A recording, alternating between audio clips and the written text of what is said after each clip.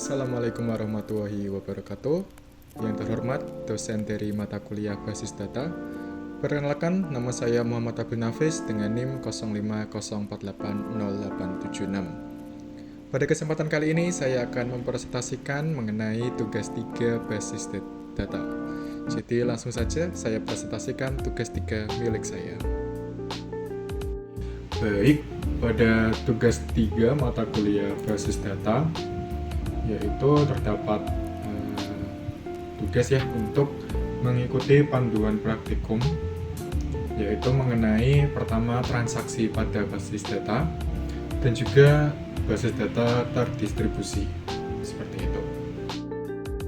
Jadi langsung saja saya praktekkan.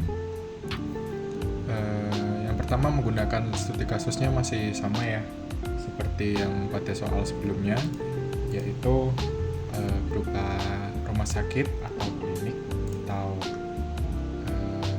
puskesmas mungkin. Nah, seperti itu. Yang pertama sama menggunakan SEM. Saya sudah mengaktifkan SEM milik saya untuk yang bagian MyApache, maksud saya Apache dan MySQL seperti itu. Lalu saya akses terlebih dahulu untuk PHP MyAdmin-nya di sebelah sini ya, di tab sebelahnya. Di sini saya harus melakukan pengecekan terlebih dahulu apakah tabel-tabel yang saya gunakan sudah InnoDB agar nantinya bisa melakukan transaksi ya. Jadi harus dipastikan tipenya menggunakan InnoDB terlebih dahulu. Lalu langsung saja mulai ke bagian transaksi, yaitu yang pertama membuat commit. Nah ini di contohnya ini untuk yang transaksi 1 itu belum menggunakan commit seperti itu ya. Jadi langsung saja saya tunjukkan di bagian routines. Nah seperti ini. Oh ya, sebelumnya saya sudah membuat terlebih dahulu transaksi-transaksi sebelum saya merekam video ini sebagai percobaan saya. Nantinya juga untuk meringkas durasi ya, biar tidak terlalu panjang dan saya bisa lebih untuk menyampaikan mengenai penjelasan yang telah saya pahami terkait tugas 3 ini. Jadi langsung saja ke bagian transaksi 1 terlebih dahulu. Nah, di bagian transaksi 1 ini terdapat perintah diawali dengan begin dan start transaction. Lalu terdapat method insert into ke tabel pasien dengan menyebutkan atributnya ya, yaitu ID pasien, nama pasien, alamat pasien, dan jenis kelamin.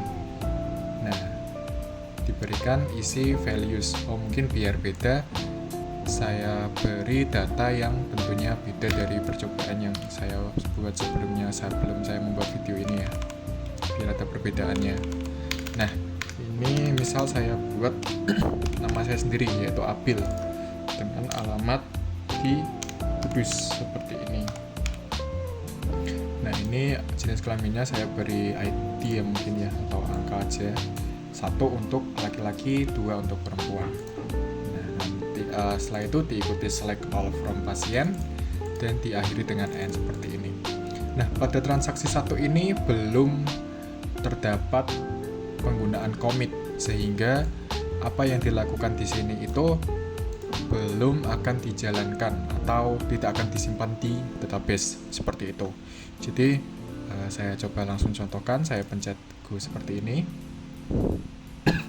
Lalu saya call di bagian SQL-nya ya.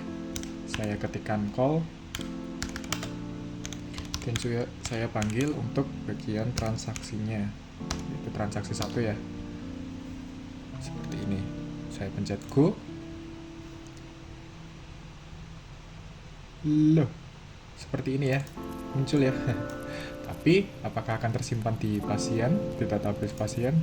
Oh, ternyata tidak tersimpan apa-apa. Jadi karena tadi ya belum dilakukan commit, saya coba cek lagi di bagian routines. Nah, di sini belum terdapat commit, sehingga apa yang dilakukan di insert into ini belum dieksekusi sebagai data untuk disimpan di database seperti itu. Ini untuk yang transaksi 1. Lalu ke transaksi 2. Nah, di transaksi 2 ini sudah terdapat kata commitnya di sini. Nah, ini saya misalkan lagi, saya pencet beri data yang tadi ya, Abil, nama saya sendiri, lalu alamatnya di Kudus seperti ini. Nah, di sini diikuti penggunaan commit. Nah, yang terjadi adalah ketika transaksi 2 ini dipanggil dengan terdapat tadi commit tersebut, maka harusnya datanya akan disimpan di database. Seperti ini ya, transaksi 2 saya jalankan dengan menekan Go. Nah, di sini ada keterangan seperti ini. Lalu saya cek di tabel pasien. Nah, di sini sudah tersimpan ya. Untuk data ID pasien 1 dengan nama pasien Abil, jenis kelamin 1, dan alamat pasien Kudus sesuai dengan tadi yang sudah dibuat pada transaksi 2. Ini ya, transaksi 2. Ini untuk yang bagian commit. Lalu setelah commit, di praktikum diperintahkan untuk membuat membuat rollback. Jadi rollback ini berfungsi, saya sambil membuka transaksi 3 ya. Nah, rollback ini berfungsi sebagai untuk membatalkan suatu function atau suatu perintah sebelum dilakukan commit ya. Jadi pada contoh ini transaksi 3, yaitu saya beri transaksi 3. Nah, di sini mulai ini start transaction. Nah, saya menggunakan metode update tabel pasien, lalu set nama pasiennya menjadi misal nama lain ya, misal Salsa misal. Nah, where ID pasien 3 tidak ada ya. Nah, tadi kan baru satu data dan ID pasien yang sudah ada itu baru 1. Ini diganti 1. Nah, akan dilakukan update untuk nama pasiennya menjadi Salsa untuk data ID pasien 1. Nah, tapi diikuti dengan rollback, sehingga function update di sini tidak akan dieksekusi atau tidak akan dilakukan pada database, karena yang bagian selanjutnya atau bagian bawahnya ini terdapat metode rollback maksud saya. Nah, di sini ketika dijalankan untuk transaksi 3, misal saya pencet Go, lalu saya panggil di bagian SQL-nya, saya call menggunakan transaksi 3 ya.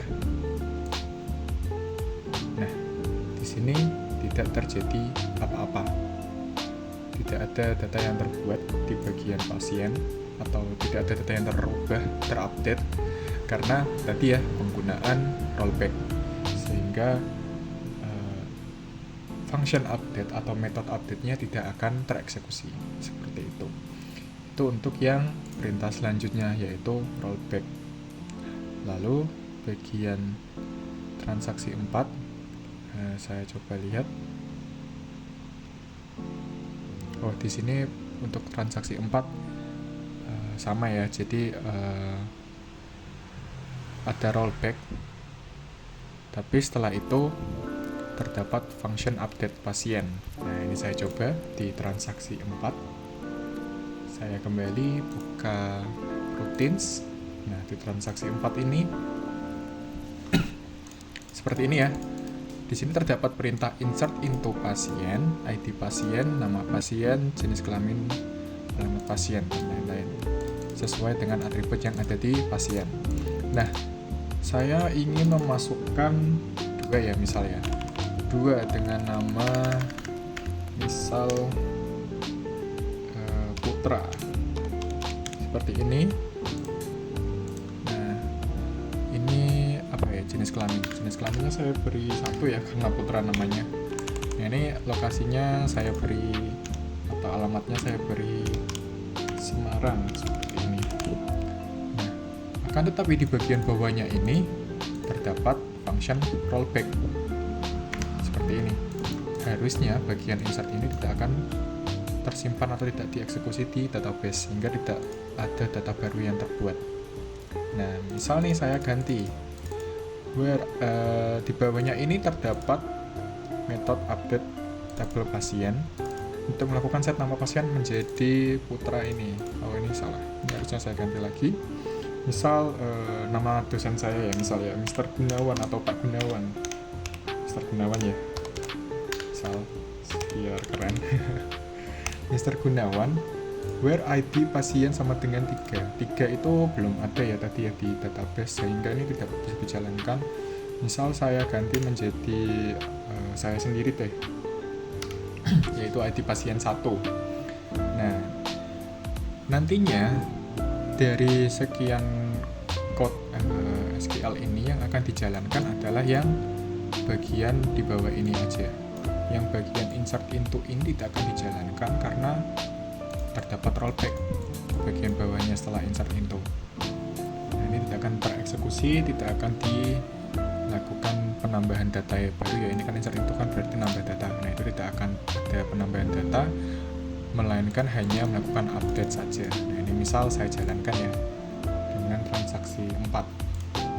Nah, ini saya pindah ke .SQL, lalu saya update, maksud saya call. Nah, di sini saya panggil untuk transaksi 4-nya seperti ini. Ini saya pencet go. Nah, di sini terdapat ya Mr. Gunawan dengan ID pasien 1, jenis kelamin 1, alamat pasiennya, alamat pasiennya sama ya, Kudus ya, udah tidak apa-apa. Alamat pasiennya Kudus. Oh, karena yang diganti tadi cuma nama pasiennya, benar-benar. Ya. Ketika saya cek di bagian tabel pasien, nah, yang tadinya nama pasiennya adalah Abil, di sini terganti menjadi Mr. Gunawan. Dan tadi ya, yang insert into dengan nama putra tidak akan tereksekusi atau tidak akan disimpan sebagai data baru ya, karena di bawahnya terdapat metode rollback seperti itu. Lanjut, selanjutnya yang rollback sudah. Nah, ini terdapat metode checkpoint, atau kalau di SQL-nya itu menggunakan save point seperti ini.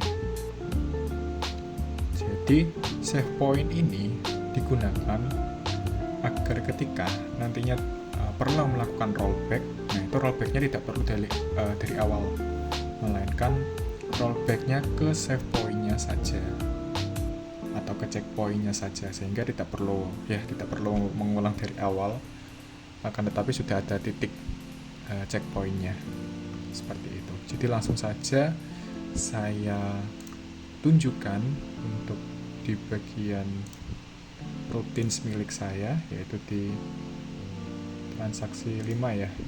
Nah,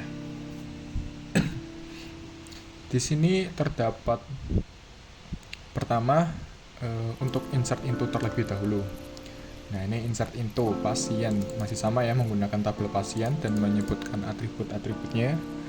Lalu values-nya misal saya ganti tadi beri satu saja ya, mungkin 2 deh, 2. Oh, 2 tadi sudah ada tapi tidak jadi masuk ya. Sudah, misal 3 dengan nama misal siapa ya? Nama cewek, nama Ailsa. Seperti ini. Nah, ini Ailsa, lalu jalannya saya ganti misal kota juga ya, Kudus. Nah, di sini karena perempuan berarti 2. Nah, lalu diikuti metode save point dan nama save point-nya, yaitu point 1. Ini terserah ya nama save point-nya, tetapi pada contoh ini point 1 seperti ini. Nah, ini nantinya akan dijadikan sebagai checkpointnya. Seperti itu. Lalu di bagian ini ya, nah di sini blok selanjutnya yaitu terdapat insert into lagi, tetapi insert into lagi ke pasien dengan values misal 4. Ini namanya saya biarkan Tina. Nah, saya biarkan Tina. Lalu kotanya misal mana ya? Demak misal. Karena Tina nama perempuan, ini 2. Nah, ini terdapat metode rollback to save point. Diikuti nama save point-nya. Nah, ini mengindikasikan bahwa akan dilakukan pembatalan untuk yang bagian atas, tetapi kembali ke save point-nya, yaitu poin 1, yaitu yang di sini ya. Nah, itu artinya untuk yang bagian penambahan data dengan ID 4, nama Tina dan alamat Demak dengan jenis kelamin perempuan ini tidak akan tereksekusi karena di rollback, melainkan akan kembali juga ke titik yang ini ya, save poin 1. Nah, jadi ini tidak akan tereksekusi, tidak akan ada tambahan data 4 atau ID 4 dengan nama Tina ini karena di rollback dan kembali ke save point 1 ini. Seperti itu. Lalu di bagian bawahnya ini terdapat insert into lagi ke tabel pasien dengan menyebutkan atributnya dan values-nya misal 5. Namanya saya ganti Abdul misal. Abdul, alamatnya misal saya berikan Jepara. Seperti ini. Abdul nama cowok ya, berarti ini 1. Nah, di sini terdapat selanjutnya yaitu commit. Nah, nantinya akan dieksekusi semua di atas ini ya. Seperti itu. Harusnya nanti di database yang tersimpan jika seperti ini hanya ID 3 dan ID 5. Mengapa? Karena yang ID 4 ini kan ada rollback-nya ya, rollback to save point 1 ini. Sehingga tidak tereksekusi atau tidak disimpan di database. Ini saya langsung contohkan saja dengan menekan Go, lalu ke bagian SQL, lalu saya panggil call transaksi 5 ya tadi, transaksi 5. Nah, ini ketika saya eksekusi, nah di sini kan sebenarnya terdapat 3 row ya, seperti ini. Nah, saya coba buka di tabel pasien. Nah, betul. Yang masuk di database hanya 2 data saja. Yang data barunya ya, hanya 2 saja, yaitu ID pasien 3 dengan nama Ailsa dan ID pasien 5 dan dengan nama Abdul. Nah, tadi yang ID pasien 4 dengan nama siapa tadi ya, saya lupa. Tina ya kalau nggak salah. Nah, itu tidak akan disimpan di database karena terdapat kata-kata atau metode rollback tadi ya, rollback to save point, sehingga yang disimpan di database hanya 3 dan 5. Seperti itu. Itu untuk yang bagian checkpoint-nya. Lalu yang berikutnya yaitu trigger. Trigger ini semacam function atau perintah ya untuk menjalankan suatu metode, entah insert, entah update, ataupun delete setelah atau sebelum dilakukannya sesuatu.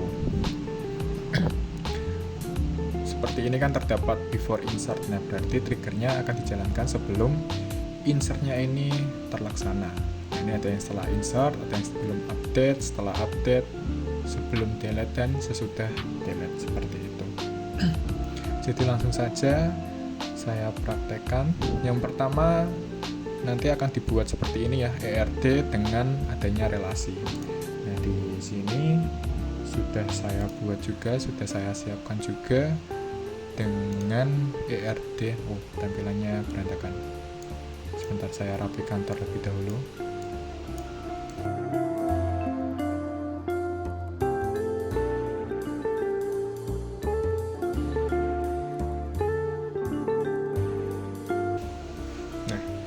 Sudah ya, sudah rapi. rapi, sudah lebih enak dilihat.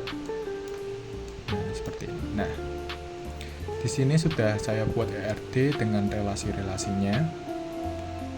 Oh, di sini juga nanti ada tambahan 2 tabel baru ya untuk obat dan transaksi obat, akan saya jelaskan setelah ini. Yang pertama sudah saya buat ya untuk ERD dengan relasinya. Nah, di sini terdapat perintah untuk nge-create tabel atau membuat tabel, yaitu tabel obat dengan atribut ID obat sebagai primary key-nya, lalu diikuti atribut kode obat, nama obat, integer, harga, dan juga stok. Lalu tabel kedua terdapat perintah juga untuk nge-create tabel transaksi obat. Di sini untuk atributnya ada ID transaksi dengan sebagai primary key-nya.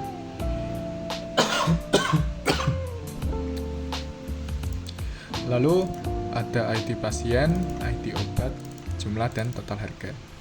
Di sini sudah saya jalankan pada device saya atau database saya, sehingga sudah terbuat ya. Untuk ini saya biar tidak berantakan, saya ini aja ya, new tab. Nah, di sini sudah saya siapkan juga untuk tabel obat. Di sini juga sudah saya isi juga ya untuk datanya. Ada 3 data, yaitu nama obat amikacin, amoxicillin, dan betadine, disertai data-data lain seperti harga dan juga stoknya. Seperti ini. Nah, ini untuk yang bagian transaksi obat, isinya seperti ini masih kosong, tidak ada data apa-apa. Nah, ini sudah kembali ke sini ya. Nah, lalu setelah membuat ini harus melakukan show ya. Ini untuk memastikan bahwa tidak ada tabel yang tidak tampil atau tersembunyi. Jadi ini memastikan saja sih agar tabel-tabelnya tertampil di bagian designer ini. Lalu selanjutnya yaitu melakukan triggernya. Nah, di sini pada contoh ini sudah saya jalankan ya, yaitu membuat data minimal 3 ya, yaitu amikacin, amoxicillin, dan betadine. Ini sudah saya jalankan tadi, sudah disimpan di database. Lalu terdapat studi kasus, yaitu misalnya seorang pasien membeli obat amoxicillin sebanyak 5 buah, maka ketika tabel transaksi obat pada atribut jumlah dimasukkan data, maka secara otomatis stok pada tabel obat akan berkurang. Karena ini pura-puranya seperti ini ya, penjualan. Jadi maksud saya pembelian. Jadi ada pasien yang membeli obat lalu dicantumkan di tabel transaksi obat, sehingga obat yang dibeli itu otomatis stoknya berkurang ya harusnya. Nah, ini kan ada function ini ya, delimiter. Ini untuk memulai suatu trigger. Lalu ada nge-create trigger. Ini nama triggernya setelah insert. Nah, ini triggernya akan dijalankan setelah adanya insert data, seperti itu. Setelah adanya insert data pada transaksi obat. Nah, ini for each row bikin. Nah, ini akan melakukan update obat, tabel obat untuk atribut stok. Jadi stoknya akan dikurangi dengan new jumlah, dikurangi dengan jumlah yang ada di transaksi obatnya, sehingga akan dilakukan pengurangan pada ID obat yang sesuai di ID obat ini ya, yaitu yang ada di transaksi obat ini. Seperti itu. Ini sudah dijelaskan ya pada panduan juga untuk detail tiap function-functionnya, sehingga saya langsung saja untuk yang bagian pembuatan triggernya ini. Nah, di sini sudah saya siapkan pula untuk bagian trigger. Nah, ini trigger. Nah, trigger dengan nama TG jual. Di sini terdapat fungsi yang pertama, nama dulu ya. Nama triggernya yaitu TG jual atau trigger jual. Seperti ini. Dengan tabel transaksi obat.